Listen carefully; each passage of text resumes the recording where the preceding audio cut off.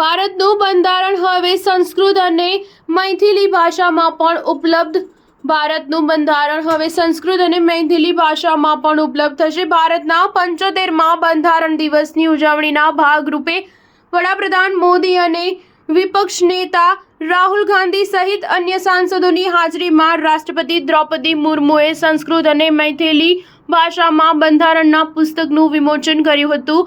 સંસ્કૃત ભાષાને ભારતની ધરોહર છે તેમજ મૈથિલી એ દેશના ઉત્તર ભાગમાં આવેલા બિહાર રાજ્ય તેમજ નેપાળના તરાઈ પ્રદેશની પ્રાદેશિક ભાષા છે. આ ભાષા લખવા માટે દેવનાગરી લિપિનો ઉપયોગ થાય છે, જેને આજે પણ ઉત્તર ભાગના ઘણા લોકો વાંચી અને લખી શકે છે.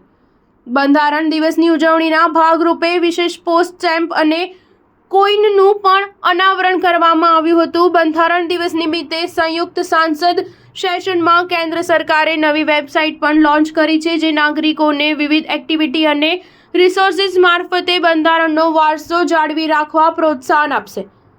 શાળાઓ, શહેરો અને ગામડાઓમાં બંધારણની પ્રસ્તાવનાનું સંયુક્ત વાંચન પણ કરવામાં આવશે. બંને ભાષામાં બંધારણનું વિમોચન કરતા રાષ્ટ્રપતિ મુર્મુએ જણાવ્યું કે બંધારણ એક જીવંત પ્રગતિશીલ દસ્તાવેજ છે, જે દેશના વિકાસમાં સતત માર્ગદર્શન આપી રહ્યું છે.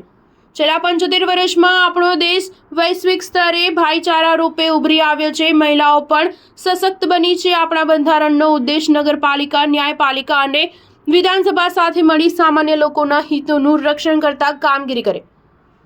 ભારતનું બંધારણ અંગ્રેજી, હિન્દી ઉપરાંત વિવિધ પ્રાદેશિક ભાષામાં પણ ઉપલબ્ધ છે, જેમાં કન્નડ, ગુજરાતી, કાશ્મીરી, ડોગરી, કોંકણી, મલયાલમ, મણિપુરી, નેપાળી, મરાઠી, ઉડિયા, પંજાબી, સિંધી, તમિલ, બેંગાલી, તેલુગુ, ઉર્દુ, આસામી, બોડો વગેરે ભાષા સમાવિષ્ટ છે.